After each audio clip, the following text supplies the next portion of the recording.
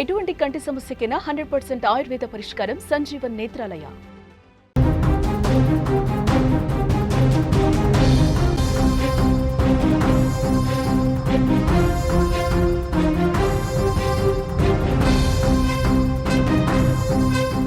మరో breaking news చూస్తున్నాం. 7వ రోజు తవ్వకాల్లో బిగ్ ట్విస్ట్ నెలకొంది. 11వ స్పాట్ వద్ద సాక్షి యూటర్న్ తీసుకున్నట్లుగా తెలుస్తోంది. అక్కడ తవ్వకాలు ఫిర్యాదుదారుడు వద్దని కూడా చెప్తున్నాడు. ఎత్తైన ప్రదేశంలో మరో ప్రాంతానికి సిట్ అధికారులను తీసుకెళ్తున్న వాయనం అయితే అక్కడ కనిపిస్తుంది.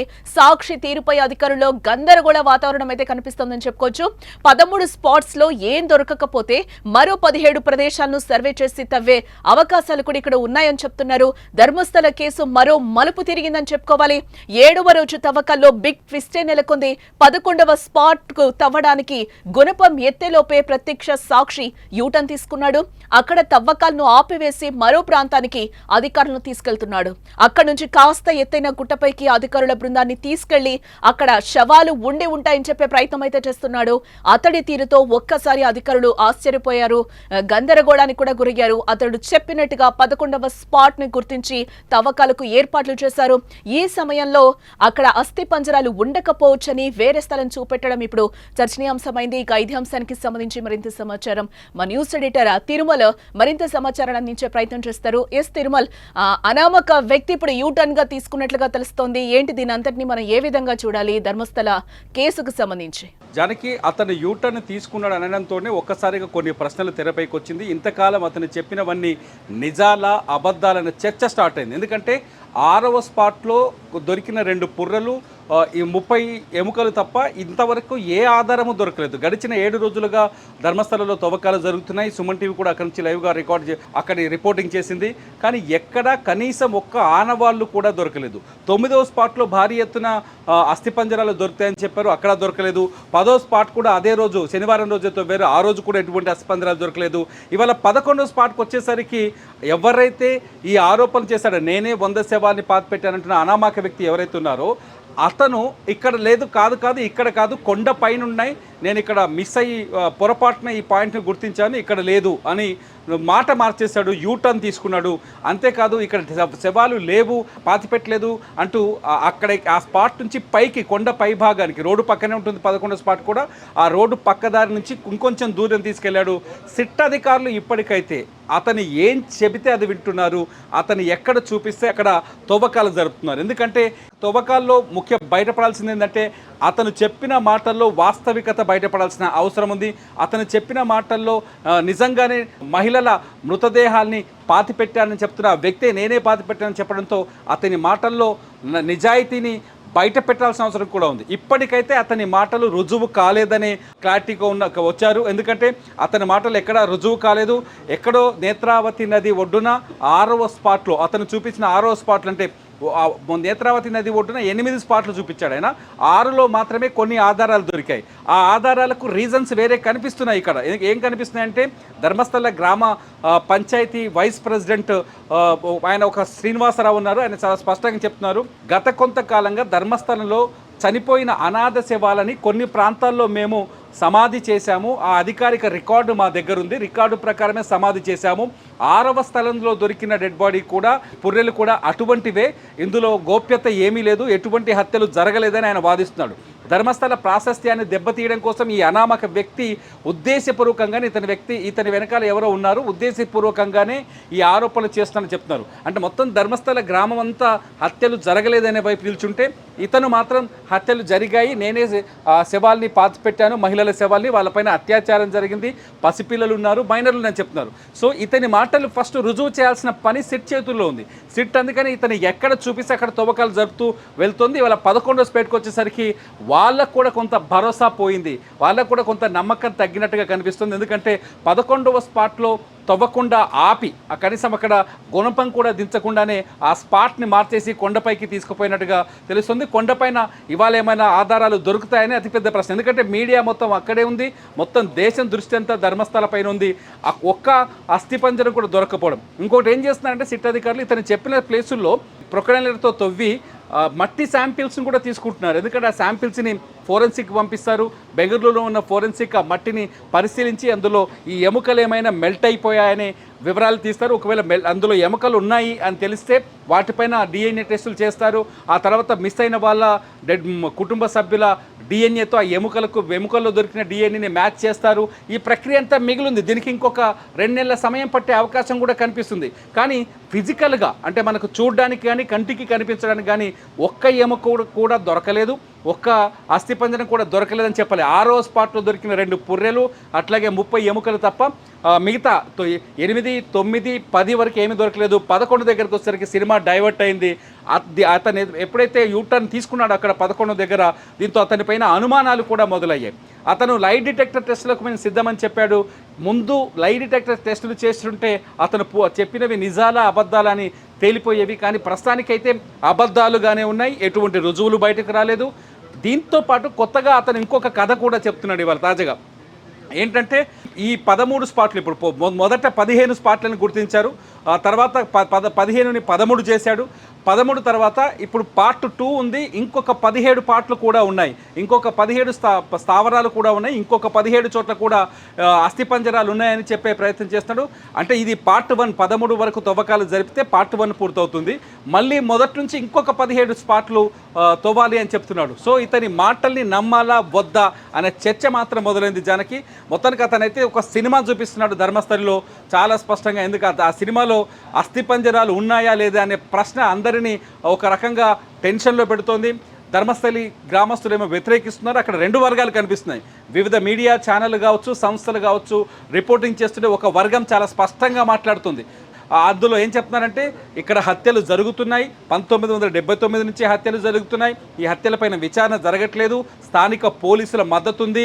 ఎందుకంటే ఈ హత్యలపైన విచారణ జరగాలి. ధర్మస్థలలో మారణ హోమం కొనసాగుతుంది, నేత్రావతి నదిలో రక్తం పారుతూనే ఉంది కంటిన్యూగా అని చెప్తున్నారు.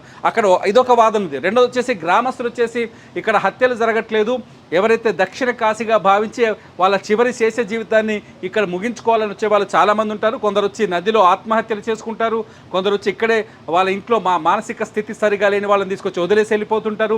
ఇక్కడ రెగ్యులర్గా మరణాలు జరుగుతూనే ఉంటాయి. ఈ టెంపుల్ చాలా పెద్దది కాబట్టి అనే ఒక చర్చ ఇదొకటి ఉంది. ఇంకోటి వచ్చేసి ఇంకో కోణం ఇక్కడ కనిపిస్తుంది. ధర్మస్థలిలో ఎప్పుడైతే ఈ ఆరోపణలు తెరపైకి వచ్చాయో వచ్చిన నాటి నుంచి ఈ ఆరోపణల మీద చర్చ జరుగుతున్నప్పటి నుంచి ధర్మస్థలికి విచ్చేసే భక్తుల సంఖ్య కూడా గణనీయంగా తగ్గినట్టుగా అక్కడ ఉన్న వాళ్ళు చెప్తున్నారు.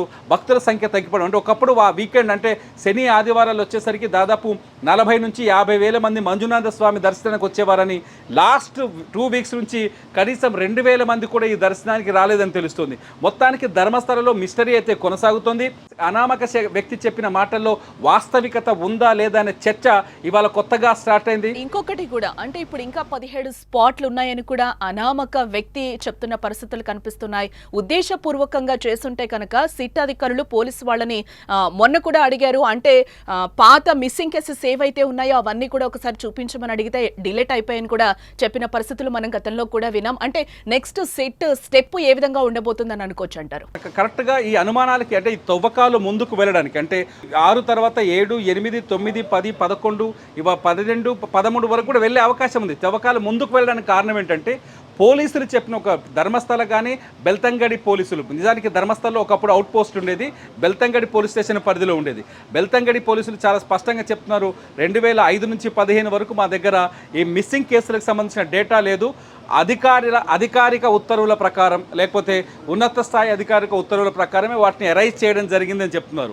ఎరైజ్ చేయడం వెనుక ఏదైనా దురుద్దేశం ఉందా అనేది కూడా విచారణలో బయటపడాల్సిన అవసరం ఉంది.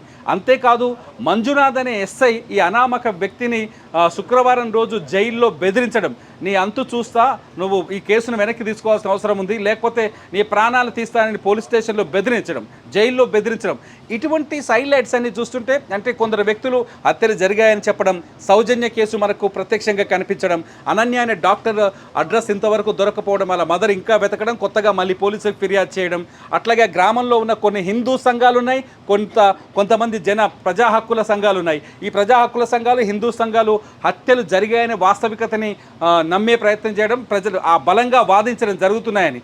మనం గ్రామానికి వచ్చేసరికి గ్రామస్తులేమో మా దేవుణ్ణి ప్రాశస్త్యాన్ని తగ్గించడం కోసం, మంజునాథ స్వామి ఆలయం ప్రాశస్త్యాన్ని తగ్గించడం కోసం ఈ ఆరోపణలు చేస్తారని చెప్పడం. ఓ ద్వంద్వ అంటే రెండు రకాల విభిన్న వాదనలు అక్కడ మనకు స్పష్టంగా కనిపించాయి, చూస్తున్నాం రెగ్యులర్గా. సో ఇవాళ అంటే అది ఇవన్నీ చూస్తుంటే దీనిలో నిజాన్ని నిగ్గు తేల్చాల్సిన అవసరం ఉంది.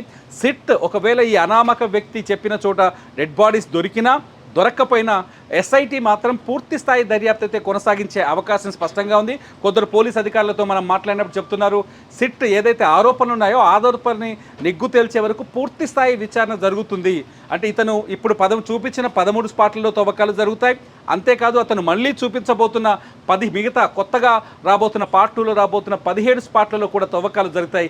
అన్ని తవ్విన తర్వాతనే ఈ కేసు పైన ఒక తుది నిర్ణయానికి వచ్చే అవకాశం ఉందని చాలా స్పష్టంగా పోలీస్ అధికారులు కొందరు సీనియర్ అధికారులు చెప్తున్నారు. అంతేకాదు ఇక్కడైతే తవ్వకాలు జరిగినాయో తవ్వకాలు జరిగిన ప్రతి చోట మట్టి శాంపిల్స్ తీస్తున్నారు. చిన్న చిన్న కవర్లలో లేయర్ బై లేయర్ మట్టి శాంపిల్స్ తీస్తున్నారు.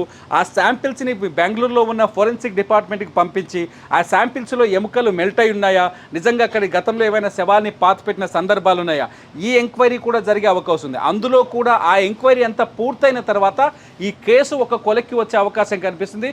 ఈ కేసు విచారణ ఇంకా ముందుకెళ్తుంది, ఇంకొంతకాలం పట్టే అవకాశం అయితే స్పష్టంగా కనిపిస్తుంది. జానకి ఎగ్జాక్ట్లీ తిరుమల మీరు ఇప్పుడు ఒకటి మీరు ఇందాక చెప్పారు, అంటే సౌజన్య కానీ అనన్య భట్ లాంటి కేసెస్ని పరిగణలోనికి తీసుకునే అవకాశం కనిపిస్తుందా? అనన్య భట్ వాళ్ళ మదర్ కూడా మనం చూసాం గతంలో కూడా, అంటే చాలా బాధపడుతున్న పరిస్థితులు కనిపిస్తున్నాయి. ఆమెకి ఏదైతే జరిగిందో గతంలో ఆమె చెప్పే ప్రయత్నం కూడా చేశారు. ఈ కేసెస్ అన్నింటినీ కూడా పరిగణలోనికి తీసుకునే అవకాశాలు కనిపిస్తున్నాయా ఈరోజు? స్పష్టంగా సిట్ ఎప్పుడైతే ఏర్పడిందో సిట్ ఒక నిర్ణయం తీసుకుంది, ఒక టోల్ ఫ్రీ ఫోన్ నెంబర్ పెట్టింది. బెంగళూరులో వాళ్ళ ఆఫీస్ ఉంది, ప్రస్తుతం సిట్ ఆఫీస్ బెంగళూరులో ఉంది.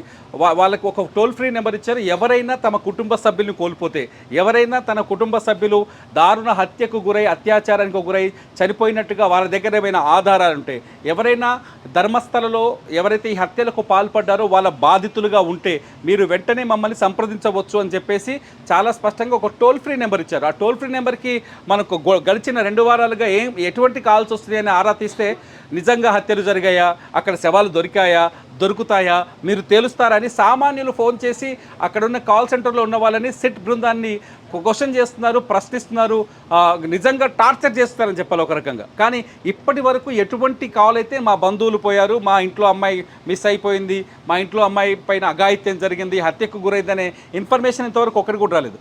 కేవలం వచ్చింది రెండే. ఒకటేమో ప్రత్యక్షంగా సౌజన్య హత్య కేసు మిస్టరీ వీడకపోవడం, 2012 అక్టోబర్ 9 నుంచి ఇంతవరకు ఆ మిస్టరీగా ఉండడం, ఎవరైతే సుధాకర్ రావు అనే వ్యక్తిని అదుపులోకి తీసుకున్నారో అతను కూడా నిర్దోషి అని బయటపడడం, సిబిఐ ఈ కేసులో విచారణ కొనసాగిస్తుండడం, ఇదొక ప్రత్యక్ష కథనం కనిపిస్తుంది. రెండోది వచ్చేసి డాక్టర్ అనన్య భట్ 2003లో బెంగళూరులో వైద్యం చదువుతూ ధర్మస్థలికి వచ్చింది, ఇక్కడ విజిట్ చేయడానికి వచ్చి ఆ తర్వాత అదృశ్యమైంది.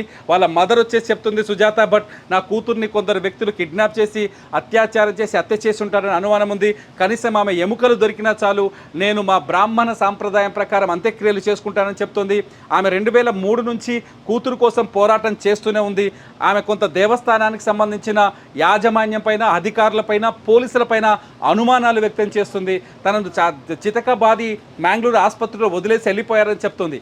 అయితే ఆమె మాటల్లో కూడా కొన్ని క్వశ్చన్స్ ఉన్నాయి. తన కూతురుకు సంబంధించిన ఆధారాలన్నింటిని, ఎటువంటి ఆధారాలని పూర్తి స్థాయిలో బయట అయితే పెట్టలేదు, మీడియాకి అయితే దొరకట్లేదు ఇంతవరకు. కాకపోతే ఆమె ఒక లాయర్ ఉన్నారు, ఆమె తరఫున ఆ లాయర్ పేరు మంజునాథ్, లాయర్ పేరు కూడా ఆ మంజునాథ్ చాలా స్పష్టంగా చెప్తున్నారు, దొరికే ప్రతి అవశేషాన్ని మా అనన్య భట్ డిఎన్ఏతో పోల్చి చూడండి అని చెప్తున్నారు. ఇదంతా కొంత కన్ఫ్యూజన్గా, మిస్టరీగా ఉంది. మొత్తానికి సిట్ సేకరిస్తున్న మట్టిలో ఏమైనా ఆధారాలు దొరికితే ఈ కేసు ముందుకెళ్ళే అవకాశం కనిపిస్తుంది. లేకపోతే ఈ అనామక వ్యక్తి, ఇవాళ యూటర్ని తీసుకున్న అనామక వ్యక్తి నిజంగానే అందరినీ బఫూన్లు చేసినట్టు అనొచ్చు, ఒక మాట చెప్పాలంటే అందరినీ జోకర్లను చేసినట్టుగా తేలే అవకాశం కూడా కనిపిస్తుంది. మొత్తంగా అది ధర్మస్థల మిస్టరీ కేసులు వీడుతున్న టైంలో అయితే అనామక వ్యక్తి ఒక యూటర్న్ తీసుకున్నట్లుగా తెలుస్తుంది. ఈ రోజు ఏదైతే 7వ రోజు అక్కడ తవ్వకాల్లో అయితే బిగ్ ట్విస్ట్ నెలకొందని కూడా చెప్పుకోవచ్చు. 11వ స్పాట్ ను తవ్వడానికి గుణపం ఎత్తేలోపే ప్రత్యక్ష సాక్షి యూటర్న్ తీసుకున్నట్లుగా తెలిసిపోతోంది. అక్కడ తవ్వకాలను ఆపివేసి మరో ప్రాంతానికైతే అధికారులను తీసుకువెళ్తున్నాడు. అక్కడి నుంచి కాస్త ఎత్తైన గుట్టపైకైతే అధికారుల బృందాన్ని తీసుకెళ్లి అక్కడ శవాలు ఉండి ఉంటాయని చెప్పే ప్రయత్నం అయితే చేస్తున్నాడు. అతడి తీరుతో ఒక్కసారి అధికారులు అక్కడ అందరూ కూడా ఆశ్చర్యపోయారు. గందరగోళానికి కూడా ఒకంత గురయ్యారు. అతడు చెప్పినట్టుగా 11వ స్పాట్ ని గుర్తించి తవ్వకాలకైతే అన్ని ఏర్పాట్లు కూడా చేశారు. ఈ సమయంలో అక్కడ అస్థి పంజరాలు ఉండకపోవచ్చని వేరే స్థలం చూపెట్టడం ఇప్పుడు చర్చనీయాంశంగా మారిందని కూడా చెప్పుకోవచ్చు.